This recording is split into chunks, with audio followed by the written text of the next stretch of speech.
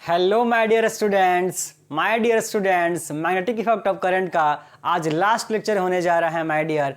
10वां lecture हमने आपसे वादा किया था कि मैग्नेटिक इफेक्ट को 10 लेक्चर के अंदर हम लोग कंप्लीट करेंगे माय डियर। तो आज हम लोग का 10th लेक्चर है माय डियर और आज हमारे पास दो छोटे छोटे टॉपिक्स हैं। एक टॉपिक है टॉर्क का और एक छोटा सा टॉपिक है गैल्वेनोमीटर का माय डियर। तो दोनों टॉपिक को आज हम लोग जल्दी जल्दी समेटने की कोशिश करते हैं क्योंकि जो है समय हमारे पास कम है माय डियर। तो हमारी कोशिश है कि जल्दी से जल्दी आपका क्रैश को 100 दिनों में कंप्लीट करा दिया जाए। और आशा करता हूं कि जो शाम को 7 बजे आप सभी लोग माय डियर जो महाक्रैश को शुरू हो चुका है किसका ऑब्जेक्टिव का वो आप लोग जरूर देख रहे होंगे और पूरी तरह से उसे एंजॉय कर रहे होंगे माय डियर, क्योंकि उसमें जितने सारे क्वेश्चंस कराऊंगा यकीन मानिए आपके एग्जाम में जो 35 क्वेश्चंस आने वाले हैं माय डियर बिहार बोर्ड के और 20 क्वेश्चंस में जो 10 मल्टीपल चॉइस आपके क्वेश्चंस होंगे सीबीएसई के बोर्ड के अंदर माय डियर, वो सारे के सारे क्वेश्चंस यहीं से होंगे। तो आप शाम को 7 बजे ऑब्जेक्टिव क्वेश्चन देखना भूलना नहीं है आपको माय डियर और वीडियो शेयर भी करना है हर जगह। शुरू करते हैं आज का क्लास माय डियर। आज मैग्नेटिक इफेक्ट का लास्ट लेक्चर और सेकंड लास्ट टॉपिक हम लोग का torque on a current carrying conductor in a magnetic field. एक कॉइल है my dear rectangular coil PQRS। देखेंगे जरा फोटो को समझते हैं, जल्दी से समझने की कोशिश करते हैं। एक कॉइल है PQRS, एक रेक्टेंगुलर कॉइल है और इस रेक्टेंगुलर कॉइल को हमने कहाँ रखा है, किसी मैग्नेटिक फील्ड के अंदर रख दिया है। और इस कॉइल में क्या हो रही है, करंट फ्लो हो रही है। आप ध्यान से देखेंगे लिखा हुआ है करंट कैरिंग, धारावाही कॉइल। एक ऐसा कॉइल है जिसमें करंट माय डियर फ्लो हो रहा है और करंट फ्लो हो रहा है और उसको हमने कहाँ रखा है, मैग्नेटिक फील्ड के अंदर रखा हुआ है। तो आपको बतानी है कि इसके ऊपर जो टॉर्क लगेगा वो कितना लगेगा माय डियर। इससे पहले हम लोग जो लास्ट टॉपिक पढ़े हैं कहीं ना कहीं वो सारी चीजें मिलती जुलती हैं माय डियर। इससे पहले हम लोग टॉपिक पढ़ा था कि एक कंडक्टर में करंट फ्लो होता है, कंडक्टर में करंट फ्लो होगा और इसको किसी मैग्नेटिक फील्ड के अंदर आप रखेंगे तो इसके ऊपर कितना फोर्स लगेगा और हम निकाल चुके हैं कितना माय डियर, वो फोर्स होता है ILB sin theta my dear. Okay, इसके बाद हमने एक टॉपिक पढ़ा था कल वाले लेक्चर में कि अगर आपका 2 वायर हो जाए और दोनों वायर में करंट फ्लो हो रहा हो तो इन दोनों के ऊपर भी फोर्स आपस में लगता है माय डियर। ठीक है, ये इधर की ओर और ये इधर की ओर फोर्स अप्लाई होता है। अट्रैक्टिव फोर्स होता है जब करंट सेम होती है और जब अपोजिट करंट होता है तो रिपल्सिव फोर्सेस आपस में लगती है। कई बार ये भी क्वेश्चन ऑब्जेक्टिव के अंदर पूछता है कि दो कनेक्टिंग वायर है, दोनों में अगर करंट डायरेक्शन सेम है तो कैसा फोर्स लगेगा, बोला सर अट्रैक्टिव लगेगा, और करंट डायरेक्शन अगर उल्टा है तो कैसा फोर्स लगेगा, बोला सर रिपल्सिव फोर्स लगता है माय डियर।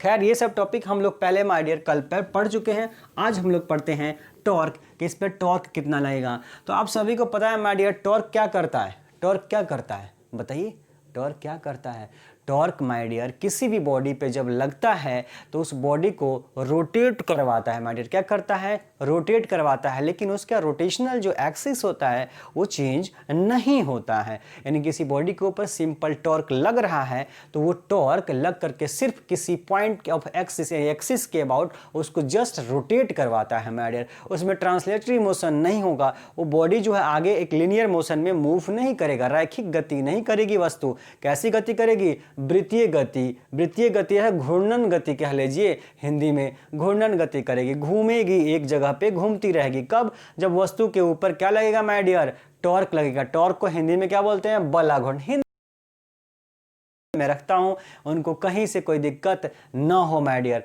बलाघूर्ण को क्या बोलते हैं, टॉर्क को क्या बोलते हैं, बलाघूर्ण बोलते हैं। यानी बलाघूर्ण किसी भी वस्तु पर लगेगा, टॉर्क लगेगा तो टॉर्क लग के क्या हो जाएगा, वस्तु जो है बॉडी क्या होगी, रोटेट होती है एक ही एक्सिस के ऊपर माय डियर। और जो टॉर्क है 11th क्लास में हम लोग पढ़ चुके हैं माय डियर की इस टॉर्क का जो फॉर्मूला होता है वो होता है force into perpendicular distance my dear. Perpendicular distance किसके बीच में, दो फोर्सेस के बीच में। ये टॉर्क जो होता है वो टॉर्क में दो फोर्सेस का कॉम्बिनेशन आता है जिसे हम लोग कपल बोलते हैं माय डियर। ठीक है, तो हमें ये सब समझे और भी समझेंगे, इसके बारे में डिटेल हम जानेंगे। फिलहाल जो है आपको मैं थोड़ा फोटो के बारे में समझा देता हूं। चलिए समझते हैं फोटो माय डियर क्या है। कि एक कॉइल है हमारे पास PQRS, ध्यान से सुनिएगा, जस्ट फोटो समझिए। PQRS एक कॉइल है जिसमें करंट फ्लो हो रहा है। ये रहा my dear I current, anti clockwise direction में करंट फ्लो हो रहा है इसके अंदर। बोला ठीक है सर बिल्कुल फ्लो हो रहा है। अब देखेंगे जरा, अब मैग्नेटिक फील्ड का कॉन्सेप्ट और मैग्नेटिक फोर्स का कॉन्सेप्ट कैसे अराइज हो रहा है माय डियर।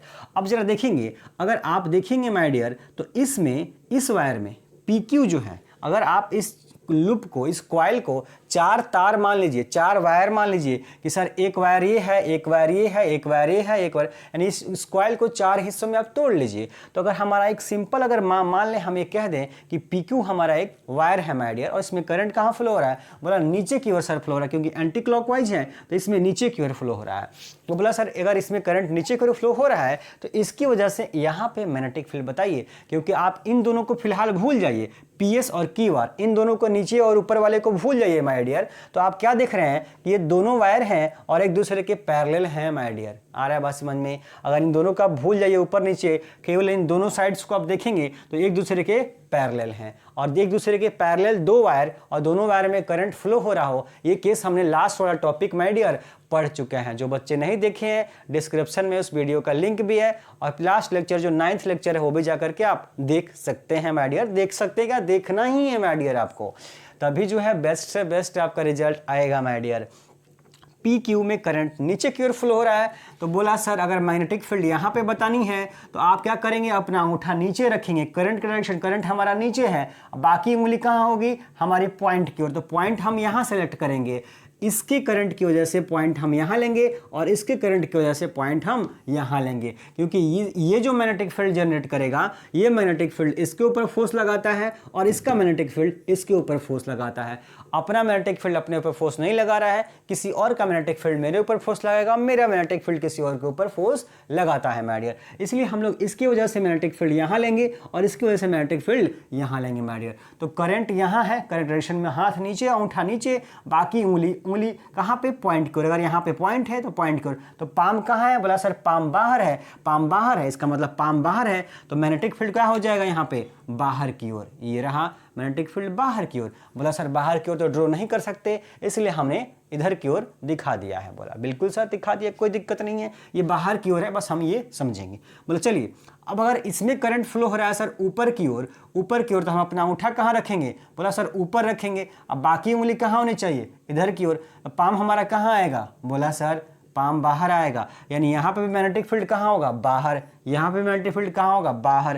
तो बाहर को देखिए, यहाँ पे बाहर को इधर दिखा दिया है, तो इधर में बाहर की ओर कहाँ दिखाया, सेम डायरेक्शन में दिखा दिया, यानी ये दोनों मैग्नेटिक फील्ड बाहर की ओर लग रहे हैं। आया बात समझ में? मैग्नेटिक फील्ड डायरेक्शन समझ में आ गया माय डियर? बिल्कुल आपको समझ में आ गया होगा। अब जरा हम लोग करंट का डायरेक्शन माय डियर, करंट का मैग्नेटिक फोर्स का डायरेक्शन समझते हैं। इसमें मैग्नेटिक फोर्स का डायरेक्शन समझिए माय डियर, ठीक है। देखिए अब जो इस पे ऊपर फोर्स लगेगा, मैग्नेटिक फोर्स, जरा देखेंगे कैसे लगेगा। अगर मैग्नेटिक फोर्स का आपको डायरेक्शन बतानी है माय डियर, मैग्नेटिक फोर्स का डायरेक्शन आपको बतानी है, थंब रूल आपको इस्तेमाल करना पड़ेगा। तो फ्लेमिंग का लेफ्ट हैंड थंब रूल ये है, ये है। बोला सर मिडिल फिंगर को कहाँ रखते हैं, बोला करंट के डायरेक्शन में, और फर्स्ट फिंगर कहाँ रखना है, मैग्नेटिक फील्ड के डायरेक्शन में। बोला सर करंट इधर है और मैग्नेटिक फील्ड कहाँ है, बोला मैग्नेटिक फील्ड ये है, तो बोला ये कहाँ होना चाहिए, बोला इधर की ओर होनी चाहिए। तो अगर आप इसको मैं अगर ऐसे रिप्रेजेंट करूँगा तभी हम कर पाएंगे ऐसे। एक्चुअली में देखेंगे, मैं इसको यहाँ पे लेके जाऊँगा, ये है करंट का डायरेक्शन, ऊपर की ओर करंट है, बोला सर करंट ऊपर की ओर है, और ये उंगली कहाँ है, बाहर की ओर मैग्नेटिक फील्ड में। अगर मैं यहाँ से रिप्रेजेंट नहीं कर सकता, पर आपको यहाँ समझाने की कोशिश कर रहा हूँ पूरी तरीके से।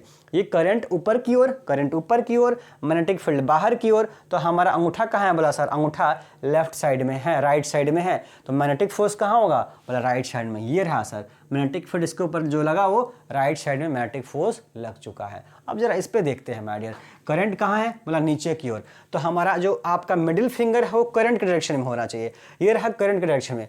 बोला सर ये जो फर्स्ट फिंगर होती है वो मैग्नेटिक फील्ड डायरेक्शन में, तो बोला मैग्नेटिक फील्ड इधर है क्या, बोला नहीं सर इधर मैग्नेटिक फील्ड नहीं है। अभी मैंने बताया आपको मैग्नेटिक फील्ड जो है वो कहाँ है, बाहर की ओर है, ये मैग्नेटिक फील्ड बाहर की ओर, तो आपको ये फर्स्ट वाली उंगली कहाँ रखनी पड़ेगी, बाहर की ओर। बोला सर ऐसे रखेंगे, ऐसे रख देंगे मैग्नेटिक फील्ड की ओर बाहर की ओर, और आपका जो मिडिल फिंगर है वो कहाँ होगा, नीचे की ओर करंट के डायरेक्शन में, इसमें करंट फ्लो होगा। तो आपका अंगूठा कहाँ है, बोला सर लेफ्ट साइड में। कहाँ है, लेफ्ट साइड में, यानी इस पर जो फोर्स लगेगा कहाँ लगेगा, लेफ्ट साइड में। ये रहा है फोन माय डियर।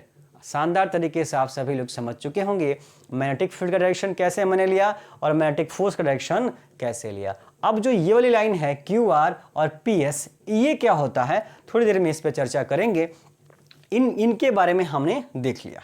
अब हम लोग देखते हैं क्या कि जो PS है और जो QR होती है माय डियर, एक्चुअली में क्या है, चूंकि करंट सब में फ्लो हो रहा है तो मैग्नेटिक फील्ड चार के चारों जनरेट करेंगे और इसका मैग्नेटिक फील्ड इसके ऊपर फोर्स लगाएगा और इसका मैग्नेटिक फील्ड इसके ऊपर भी फोर्स लगाएगा। इसका मैग्नेटिक फील्ड इसके ऊपर, इसका मैग्नेटिक फील्ड इसके ऊपर, इसका मैग्नेटिक फील्ड इसके ऊपर और इसका मैग्नेटिक फील्ड, यानी चार फोर्स, यानी चारों पे चार फोर्स लग रहे हैं माय डियर, ठीक है। लेकिन जो इस पे QR और PS पे जो फोर्स लगता है F2 and F4 my dear, उनका लाइन ऑफ एक्शन सेम होता है। इस बात को समझेंगे कि मैं क्या बोल रहा हूं। F2 और F4 एक ही लाइन के अलोंग लगते हैं माय डियर। देखेंगे ये F2 नीचे की ओर और इसी लाइन पे F4 ऊपर की ओर लगता है माय डियर, और F2 और F4 की वैल्यू आपस में इक्वल है और F1 और F3 की वैल्यू भी आपस में इक्वल है। चूंकि ये रेक्टेंगुलर है, आयतकार है, तो आयत की लंबाई होगी, इसकी जितनी लंबाई होगी उतनी ही इसकी लंबाई होगी और इसकी जितनी लंबाई होगी उतनी ही इसकी लंबाई होगी। इसलिए ये दोनों फोर्स आपस में इक्वल हैं और ये दोनों फोर्स आपस में इक्वल होंगे माय डियर, ठीक है। तो F2 और F4 जो लगता है वो एक ही रेखा के अलोंग, एक ही लाइन ऑफ एक्शन के अलोंग लगता है और दोनों की वैल्यू सेम होती है, इसीलिए ये एक दूसरे को कैंसिल कर देते हैं, खत्म कर देते हैं। तो इनका कोई भी काम नहीं होता है किस में, टॉर्क निकालने में। तो बोला किसका काम होता है सर, बोला ये रहा F1 और F3।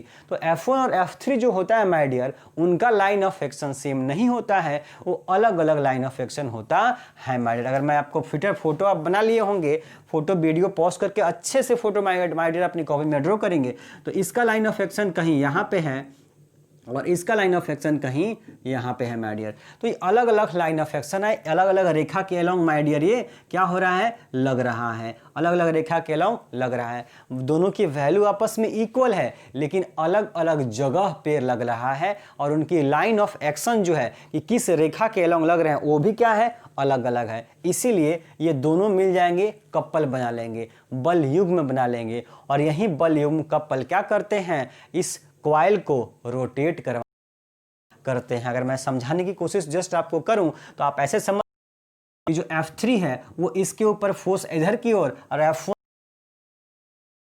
इसको नीचे की ओर, F4 ऊपर, F1 आपका बाहर की ओर, F3 नीचे की ओर लग करके इसको क्या कर रहा है, रोटेट करवाने का काम, घुमाने का काम करता है। आया बात समझ में माय डियर।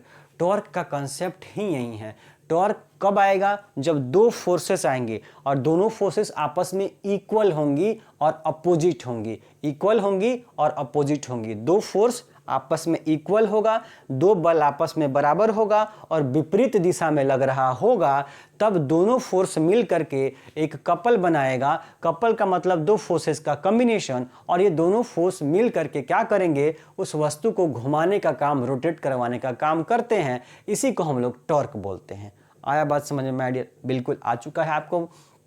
अब रह गया कि सर एक बगल में ये वाला डायग्राम आपने क्या बना रखा है, क्योंकि सर अगर हमको अभी बताया कि टॉर्क निकालना है तो टॉर्क का फॉर्मूला होता है, मैंने अभी आपको बताया कि torque is equal to force into perpendicular distance between the forces, जो लंबवत दूरी, दोनों फोर्सों के बीच की लंबवत दूरी। तो सर F1 यहाँ लग रहा है और F3 यहाँ लग रहा है, तो दोनों के बीच लंबवत दूरी कितनी है, परपेंडिकुलर डिस्टेंस कितनी है, तो इस डायग्राम में आप देख करके नहीं बता सकते थे, इसलिए हमने एक अलग से लाइन ड्रॉ कर दिया। ये जो PS है, इस PS को हमने अलग से रिप्रेजेंट कर दिया। तो मान लीजिए PS है, उसकी लेंथ कितनी है, बोला B है, इसकी लेंथ कितनी है, L है, और इसकी लेंथ कितनी है, B है। तो ये रहा B, ये रहा थीटा एंगल। ये एंगल जो बनता है वो कितना होता है, यहाँ पे ये थीटा एंगल होता है, यहाँ भी ये थीटा एंगल होता है, ठीक है। तो ये थीटा एंगल हो गया, ये एंगल भी क्या हो जाएगा, थीटा। तो ये रहा B, और B का कंपोनेंट अगर आप तोड़ेंगे, इस B का कंपोनेंट अगर ये एंगल थीटा है तो जिसके साथ थीटा बनता है उसके साथ कॉस लेते हैं।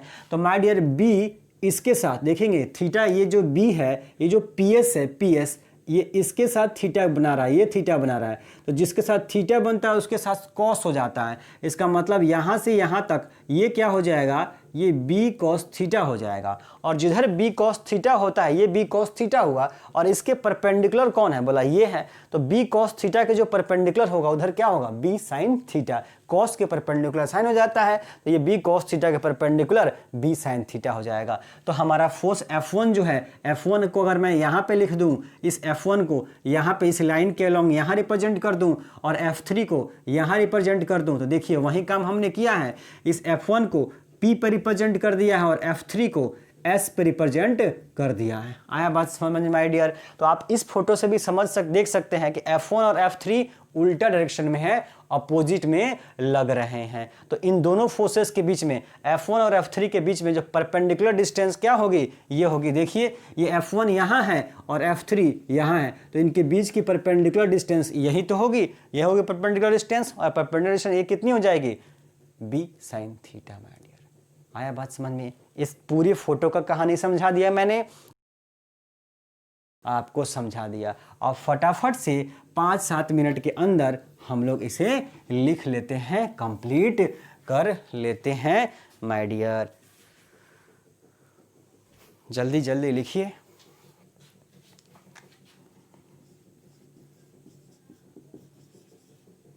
Consider a rectangular coil PQRS, consider rectangular coil PQRS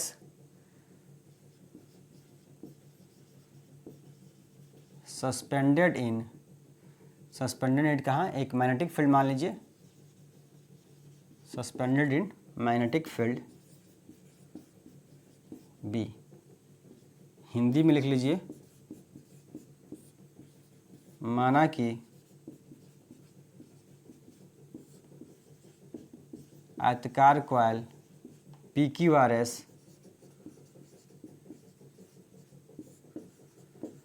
देखो, फिजिक्स का कॉन्सेप्ट केवल सीखना है माय डियर। अगर फिजिक्स आप समझ गए तो बस फिजिक्स कुछ है ही नहीं आपके लिए, एकदम आसान माय डियर। ये फोटो है, और फोटो समझ गए आप तो माय डियर ये लिखना क्या, ये तो आप यूं चुटकियों में खुद से लिख देंगे। फोटो के बारे में तो जस्ट लिख रहा हूं, आप आसानी से कर देंगे। माना कि आयताकार कॉइल PQRS चुंबकीय क्षेत्र B में स्थित है, ठीक है।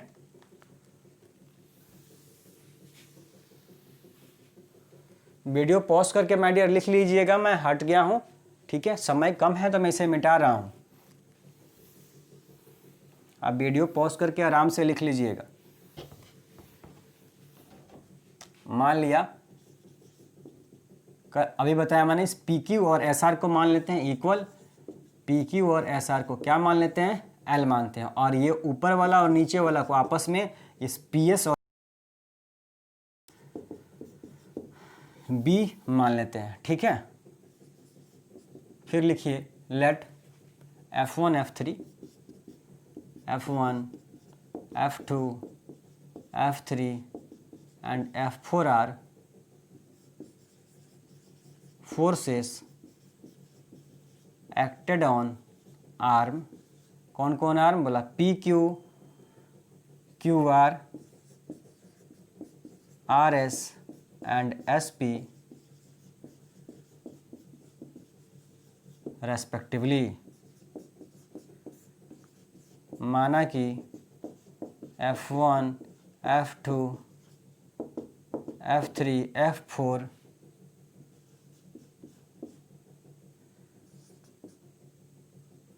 F4 भुजा PQ QR RS तथा SP पर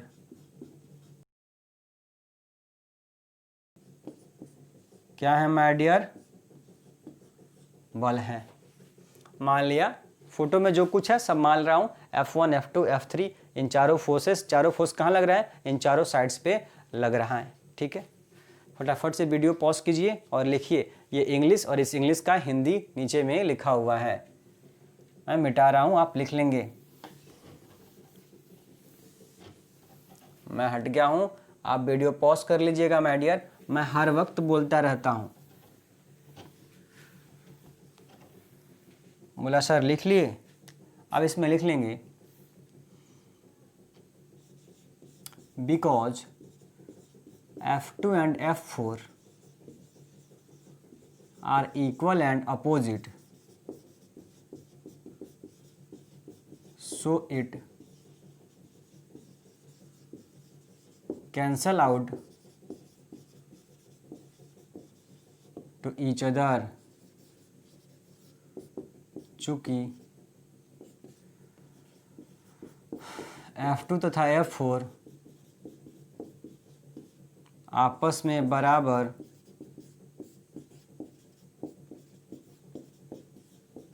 तथा विपरीत हैं और एक ही रेखा के अनुदिश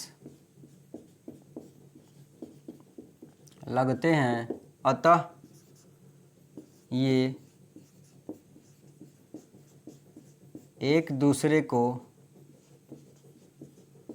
कैंसल कर देते हैं। कैंसल लिखिए, कैंसल कर देते हैं। क्या कर देते हैं? कैंसल कर देते हैं।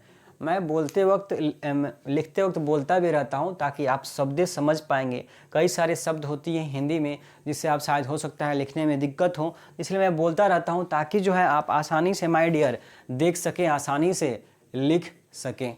ठीक है, मिटा रहा हूँ, मैं हट गया था, आप मिटा रहा हूँ, इसे लिख लेंगे। चलिए अब लैंग्वेज होंगे ज़्यादा हम लिखेंगे नहीं, ठीक है, डायरेक्ट लिखिए। Force on arm PQ, PQ पे लगने वाला बल, बोला कितना है? बोला सर F1 है। ये कितना होगा? हम जानते हैं ILB साइन थीटा होता है। कितना होता है? ILB sine theta. L यहाँ ले रहे हैं क्योंकि सर PQ की लेंथ भी कितनी है? L हम पहले ही मान चुके हैं, PQ की लेंथ पहले ही क्या मान चुके हैं? L मान चुके हैं। तो F1 is equal to ILB sine theta. पर थीटा कितना है? आप देख के माय डियर बता सकते हैं कि थीटा सर 90 डिग्री है। क्यों 90 डिग्री है? बताइए, देख करके बताइए my dear. Theta 90 degree. Theta किसके बीच का कोण? L और B। थीटा किसके बीच का कोण है माय डियर? L और B।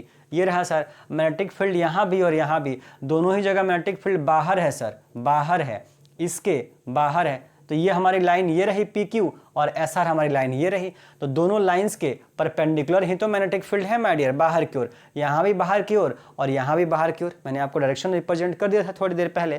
तो दोनों केस में क्या है? L और B एक दूसरे के परपेंडिकुलर है। तो थीटा कितना हो जाएगा? 90। तो हटा देंगे माय डियर इसे, ठीक है।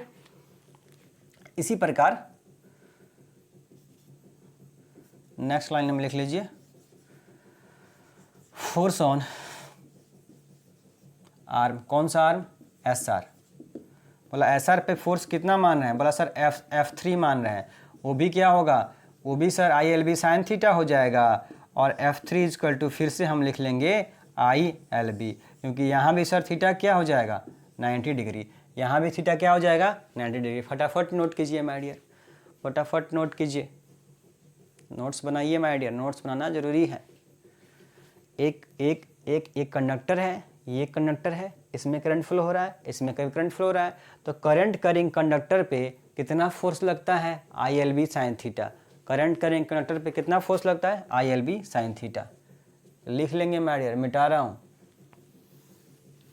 बोला सर F1 और F3 आपस में इक्वल हो गया कि नहीं हो गया? ILB और ILB लिख लेंगे, because F1 and equal to F3, so it form a couple and produces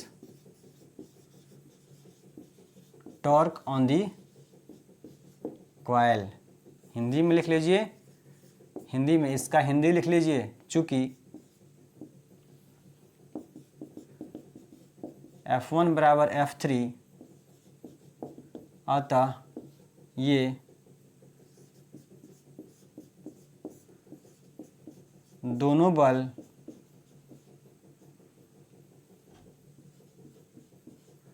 बल युग्म का बल युग्म का निर्माण करते हैं,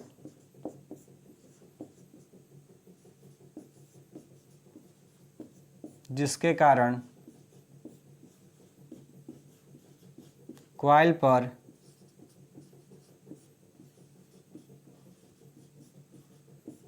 बल आघूर्ण लगता है। F1 और F3 आपस में बराबर है और विपरीत दिशा में है। लाइन ऑफ एक्शन क्या है इनका, अलग अलग है, सारी बातें लिखने की जरूरत नहीं है। F1 और F3 आपस में इक्वल और अपोजिट है, लाइन ऑफ एक्शन अलग अलग है, तो दोनों मिलकर के बल युग्म बनाएंगे, कपल बनाएंगे, और एक कपल क्या बनाएगा, टॉर्क प्रोड्यूस करेगा। अब जस्ट हमको टॉर्क का फॉर्मूला लिख देना है, 2 मिनट में ये चैप्टर, ये टॉपिक खत्म। लिखिए माय डियर, वीडियो पॉज कीजिए और लिखिए, मिटा रहा हूं। अब वीडियो पॉज करके जरूर लिख लेंगे, नोट्स बनाइए, नोट्स बनाइए, नोट्स का रिवीजन कीजिए। चलिए बोलिए आप सर, आ गए अपने टॉर्क के फॉर्मूले पे। टॉर्क बल आघूर्ण को टाउ से रिप्रेजेंट करते हैं, ये क्या है, टाउ, टाउ से रिप्रेजेंट करते हैं। ये क्या होता है sir, perpendicular distance between forces. बल गुना बलों के बीच की लंबवत दूरी, हिंदी में लिख लेंगे, हिंदी में बलों के बीच की लंबवत दूरी, इसका हिंदी है बलों के बीच की लंबवत दूरी, ये है बल। तो बोला सर बल तो आप निकाल चुके हैं, अभी आप निकाले हैं क्या, ILB, ये बल निकाले हैं, फोर्स, और दोनों के बीच की लंबवत दूरी, ये देखिए F1 और F3 के बीच की लंबवत दूरी अभी हम निकाल चुके हैं, सारी कहानी समझा चुके हैं। कितना होता है, बोला सर B sin थीटा है। ठीक है, अब जरा देखिए माय डियर, अगर ये रेक्टेंगुलर हमने माना था, तो आयत माना था, तो आयत का क्षेत्रफल क्या होता है, बोला सर लंबाई गुना चौड़ाई होता है, लेंथ इनटू विड्थ क्या कहलाता है, एरिया। तो ध्यान से देंगे, देखेंगे सर, यहाँ लेंथ है और यहाँ विड्थ है, यहाँ लंबाई है, यहाँ चौड़ाई है, तो लंबाई और चौड़ाई मिलकर क्या बना लेंगे, तो ये रहा I, और L और B की जगह एरिया लिख दिया A, ये जो B बच गया B लिख दीजिए और साइन थीटा लिख दीजिए। ये आ गया टॉर्क का equation, formula, tau is equal to IAB sine theta. अगर आप इसको वेक्टर फॉर्म में रिप्रेजेंट करेंगे तो I को कर दीजिए बाहर, और AB साइन थीटा क्या होता है, A क्रॉस B होता है। क्या होता है, A क्रॉस B। तो यह वेक्टर फॉर्म में हो गया, ये आपका सिंपल फॉर्म हो गया, IAB साइन थीटा टॉर्क लगेगा। बोला सर कितना कॉइल है, बोला एक टर्न है 100, अगर n टर्न होगा तो बोला n से मल्टीप्लाई कर देंगे, फॉर n टर्न, अगर n टर्न होगा तो क्या कर देंगे, n से मल्टीप्लाई कर देंगे, तो NIAB साइन थीटा हो जाएगा। कब होगा, जब टर्न की संख्या, फेरों की संख्या, टर्न मतलब फेरा, फेरा का संख्या कितना हो, n हो, तो क्या करेंगे, n से मल्टीप्लाई कर देंगे माय डियर। तो ये था टॉर्क का कॉन्सेप्ट माय डियर। एक कॉइल, एक रेक्टेंगुलर कॉइल जिसको आप किसी मैग्नेटिक फील्ड के अंदर रखते हैं माय डियर, तो उसके ऊपर कितना टॉर्क लगता है, बलाघूर्ण कितना लगता है, बोला सर NB साइन थीटा। या सिंपली अगर एक टर्न है, एक ही फेरा है हमारे पास, तो IAB साइन थीटा होता है। अब बढ़ते हैं माय डियर अपने नेक्स्ट टॉपिक पे। गैल्वेनोमीटर को हम लोग थोड़ा सा जल्दी समाप्त करेंगे, एकदम 10 मिनट के अंदर उससे ऑब्जेक्टिव क्वेश्चंस क्या बनता है माय डियर, वो हम केवल चर्चा करेंगे माय डियर, ठीक है।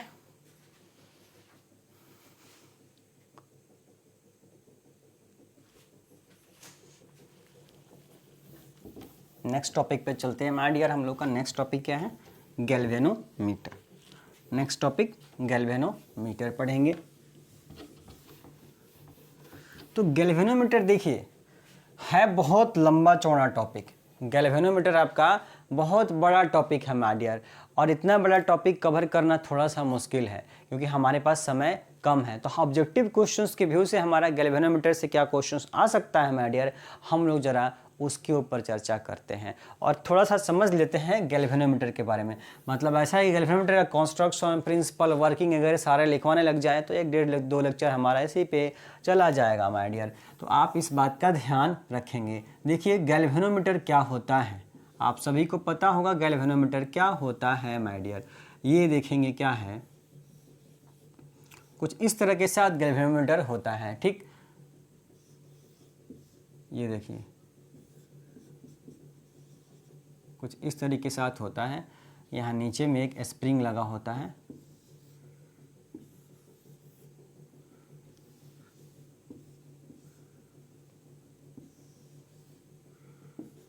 ये रहा नॉर्थ साउथ, ठीक। और यहाँ पे हम लोग ऐसे इसको कनेक्ट कर देते हैं, ठीक। और एक बेस होता है, इस बेस के साथ हम लोग क्या करते हैं माय डियर, जोड़ देते हैं। तो इस बेस को आप क्या कीजिए, ऐसे जोड़ दीजिए, हेड के साथ जोड़ दीजिए, इसको भी जोड़ दीजिए, ठीक। और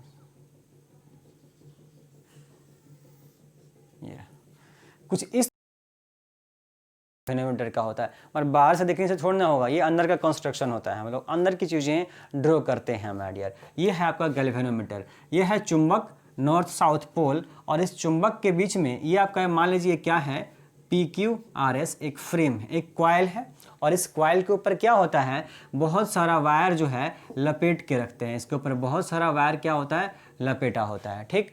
और इस वायर को हमने, इस कॉइल को हम क्या करते हैं, एक फ्रेम के ऊपर, मतलब हमने दो लाइन्स यहाँ ड्रॉ की है, एक अंदर वाला ये वाला और एक बाहर वाला। तो जो अंदर वाला है वो आपका कॉइल है, और इस कॉइल के ऊपर क्या करते हैं हम लोग, तार बहुत सारा लपेट के रखते हैं, कॉपर का तार लपेटा होता है, और इस कॉइल को इस फ्रेम के ऊपर कसा होता है, फ्रेम के ऊपर लगाया गया होता है, और इस फ्रेम को हम लोग सस्पेंड कर देते हैं, हमने लटका देते हैं एक तार के साथ। ये तार बना होता है किसका, बोला सर फॉस्फर का बना होता है। किसका बना होता है, फॉस्फर ब्रॉन्ज का बना होता है, मैंने फॉस्फोरस और ब्रॉन्ज से मिला करके बना होता है, एक तार होता है। इस तार के साथ हम लोग इस फ्रेम को लटका देते हैं, और लटकाया इस तरीके से जाता है, और साथ साथ में क्या किया जाता है, सुन लीजिए, यहाँ पे दो टर्मिनल्स होते हैं, और इन टर्मिनल्स के बीच में हम लोग क्या करते हैं, एक्सटर्नल सर्किट के अंदर सेल जोड़ देते हैं, बैटरी जोड़ देते हैं। गैल्वेनोमीटर से हमें करना क्या है माय डियर, सबसे पहले ये बात समझिए कि गैल्वेनोमीटर का काम क्या है। तो गैल्वेनोमीटर एक ऐसा डिवाइस है जिससे हम लोग बहुत स्मॉल मात्रा में,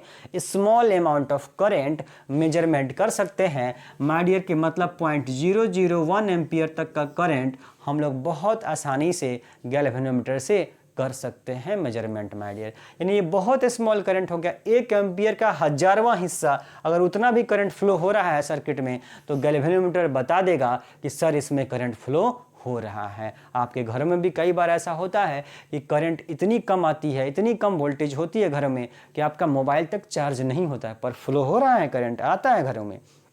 तो इसका मतलब बहुत स्मॉल करंट है, तो इंडिकेटर नहीं बताएगा, बॉल नहीं बताएगा, फैन नहीं बताएगा, मोबाइल का चार्जिंग नहीं बता रहा होगा, सुई नहीं करेगा वहाँ पे करंट। लेकिन अगर हम गैल्वेनोमीटर लगाएंगे तो वहाँ गैल्वेनोमीटर की सुई डिफ्लेक्ट करेगी, बता देगी कि सर करंट आ रहा है।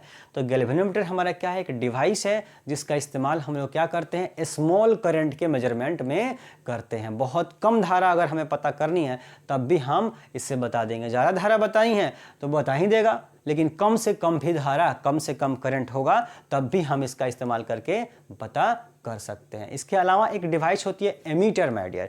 एमीटर से भी हम लोग करंट मेजरमेंट करते हैं, पर ammeter small amount of current measurement नहीं कर पाता है, यानी ये ज़्यादा सेंसिटिव होता है। गैल्वेनोमीटर जो होता है हाईली सेंसिटिव डिवाइस होता है, बहुत आसानी से। हाईली सेंसिटिव, सेंसिटिव शब्द का मतलब होता है कि थोड़ा सा चीज़ पे भी ज़्यादा एक्शन दिखाना। अगर आप अपनी पढ़ाई के प्रति माय डियर सेंसिटिव है तो आप हर वो छोटे बड़े टॉपिक्स पढ़ के समझ के चलेंगे जहाँ से एग्जाम में क्वेश्चन आ सकते हैं, आते हैं। तो हम ये कहेंगे कि आप अपनी पढ़ाई के प्रति बहुत ज़्यादा सेंसिटिव है कि हर छोटी सी छोटी बात का आप ख्याल रख रहे हैं। नहीं तो मैक्सिमम बच्चे ये सोचते हैं कि ऑब्जेक्टिव का रट्टा मार लेंगे तो बहुत अच्छा मार्क्स ला देंगे। ऐसा नहीं है माय डियर, अपने पढ़ाई के प्रति भी सेंसिटिव बने रहिए, साथ में सब्जेक्टिव के साथ साथ आपको ऑब्जेक्टिव भी पढ़ना है और समझना है। आते हैं यहाँ पे, जो गैल्वेनोमीटर भी हमारा क्या है, एक हाईली सेंसिटिव डिवाइस होता है, यानी कि बहुत स्मॉल वैल्यू ऑफ करंट भी दिखा देता है, अपना नीडल में डिफ्लेक्शन दिखा देता है, शो कर देता है, विक्षेप दिखाएगा सुई में कि सर करंट आ रहा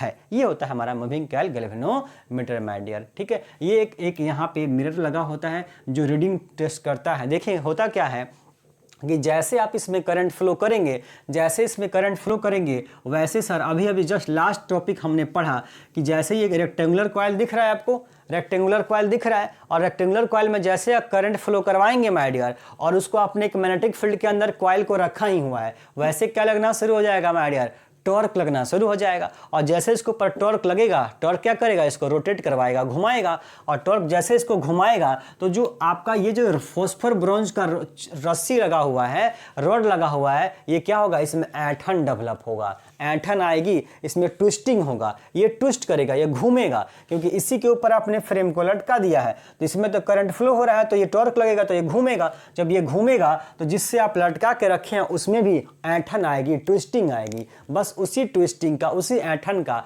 कैलकुलेशन हम लोग करते हैं, और हमारे पास स्टैंडर्ड फिक्स रहता है कि 1 डिग्री ट्विस्ट हुआ है उसका मतलब 5 एम्पियर करंट, ये मान रहा हूँ, ये होता नहीं है, ये मैं अपनी ओर से मान रहा हूँ कि 1 डिग्री में 5 एम्पियर करंट है, तो अगर 10 डिग्री आया होगा तो इसका मतलब 10 बचे 50 एम्पियर करंट फ्लो हो रहा होगा सर्किट में। ये हमारा जो सुई नीडल लगा होता है वो बता देता है माय डियर। तो ये कुल मिला के गैल्वेनोमीटर का बात होता है।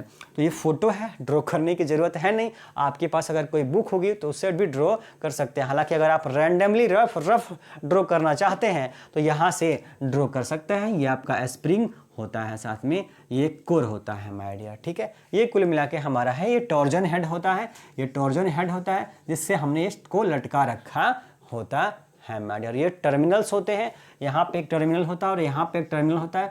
इन्हीं टर्मिनल के बीच में हम सेल कनेक्ट करते हैं, या यहाँ पे एक रॉड और यहाँ पे एक रॉड निकला होता है, और जिस तार में हमको टच करवाना है, 2 जगह हम लोग टच करवा देंगे, यहाँ से करंट फ्लो होने लगेगा और तुरंत इसमें ऐंठन आ जाएगा, रोटेट करवाएगा, ऐंठन आएगा, और ऐंठन की वजह से डिफ्लेक्शन हमको पता चल जाएगा कितना डिग्री डिफ्लेक्ट हुआ है, और डिग्री के मल्टीपल में करंट हम बता देंगे कितना एम्पियर करंट होता है। ये है मूविंग कॉइल गैल्वेनोमीटर। फटाफट से इसे नोट कर लेते हैं, इसके बारे में कुछ ऑब्जेक्टिव बातें हम लोग कर लेते हैं माय डियर, ठीक है। तो पहले लिख लीजिए,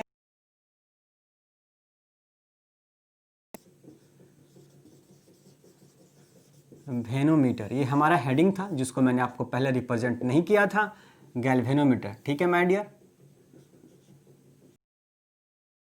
ठीक है सर। क्या होता है,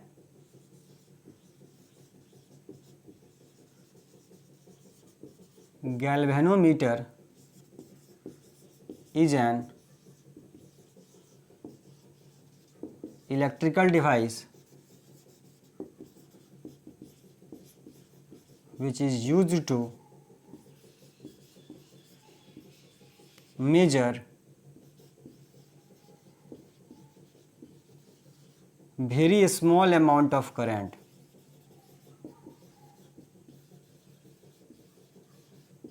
लिख लेंगे, गैल्वेनोमीटर क्या है, एक ऐसा इलेक्ट्रिकल डिवाइस है जिसका इस्तेमाल हम लोग बहुत स्मॉल अमाउंट ऑफ करंट के मेजरमेंट में माय डियर करते हैं। वीडियो पॉज करके लिख लेंगे, हिंदी में परिभाषा लिख लेते हैं जस्ट, बल्कि क्या यूज है,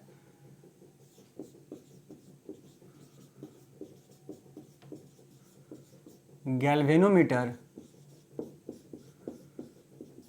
एक ऐसा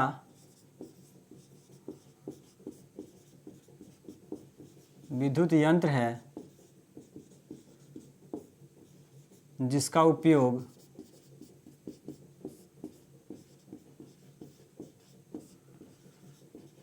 बहुत अल्प धारा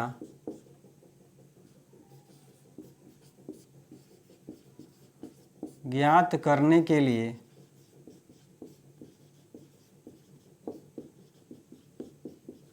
किया जाता है। फटाफट लिख दीजिए माय डियर, मैं हट गया हूं, वीडियो पॉज करके लिख लेंगे। ये है गैल्वेनोमीटर। बोला गैल्वेनोमीटर किस प्रिंसिपल पे काम करता है, प्रिंसिपल इसका इसलिए ये होता है माय डियर कि जब भी हम इसमें करंट फ्लो होगा तो ये जो है रोटेट करवाएगा, मतलब इसके ऊपर टॉर्क लगता है माय डियर। जब भी गैल्वेनोमीटर के अंदर करंट फ्लो होगा ये कॉइल क्या होगा, रोटेट करता है, यानी इसके ऊपर टॉर्क डेवलप होता है, यही इसका प्रिंसिपल होता है माय डियर। अब आप जो है ऑब्जेक्टिव के व्यू से गैल्वेनोमीटर पढ़ लेंगे और इसमें हम लिख लेंगे क्या, नोट नंबर फर्स्ट लिखिए,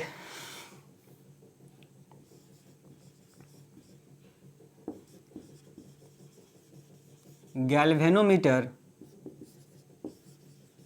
is converted into emitter। काफ़ी इंपॉर्टेंट नोट है, मैं एग्जाम के व्यू से मोस्ट इंपॉर्टेंट बात है ये जो लिखा रहा हूँ अभी। गैल्वेनोमीटर से रिलेटेड एग्जाम की व्यू से मोस्ट इंपॉर्टेंट बात है। Galvanometer is converted into ammeter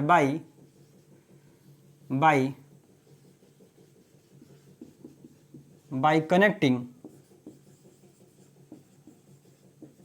very small resistance, जिसको हम लोग नॉर्मली शंट भी बोलते हैं, very small resistance in parallel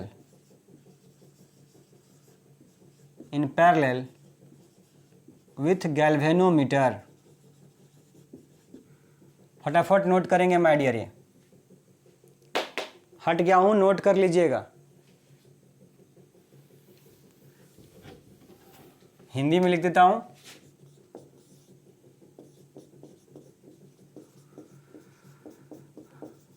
galvanometer, Hindi में थोड़ा जल्दी लिखना पड़ता है माय डियर। गैल्वेनोमीटर को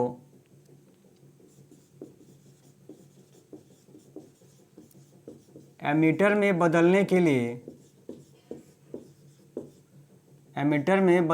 लिए अल्प प्रतिरोध, बहुत कम प्रतिरोध, अल्प प्रतिरोध वाले शंट को समानांतर क्रम में जोड़ा जाता है।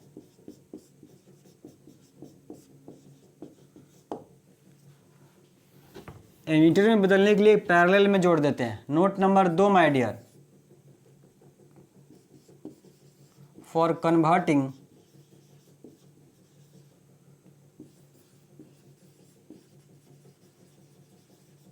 Galvanometer into voltmeter, voltmeter में बदलने के लिए क्या करते हैं? For converting galvanometer into volt meter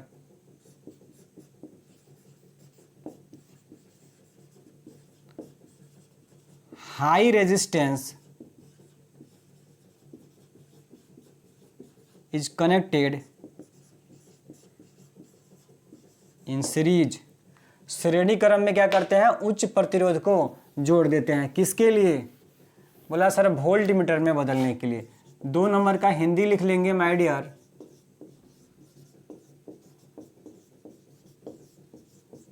galvanometer को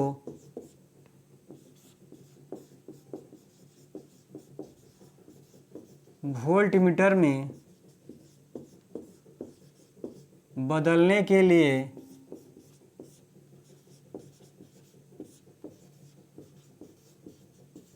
उच्च प्रतिरोध को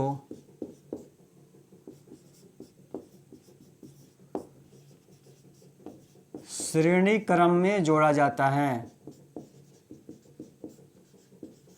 श्रेणी क्रम में जोड़ते हैं किसके लिए? वोल्ट मीटर के बदलने के लिए।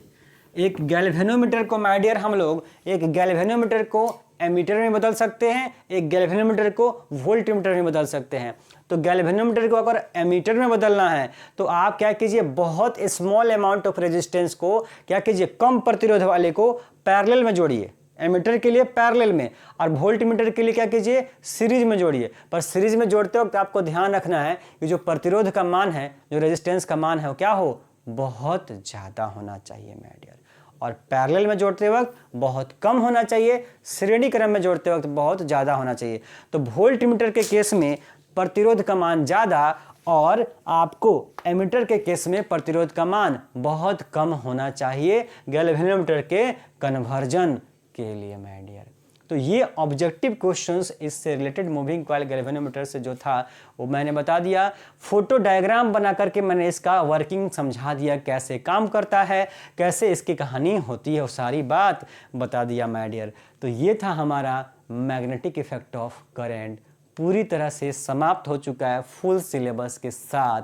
मिलेंगे अब नेक्स्ट जो हम लोग का चैप्टर है मैग्नेटिज्म, चुंबकत्व के बारे में, जिसका हमारा टारगेट है 5 लेक्चर, यानी अगले 5 दिनों में हम लोग मैग्नेटिज्म को खत्म करेंगे माय डियर, और फिर उसके बाद से नेक्स्ट यूनिट शुरू करेंगे इलेक्ट्रोमैग्नेटिक इंडक्शन माय डियर। तो मिलते हैं कल के लेक्चर में माय डियर।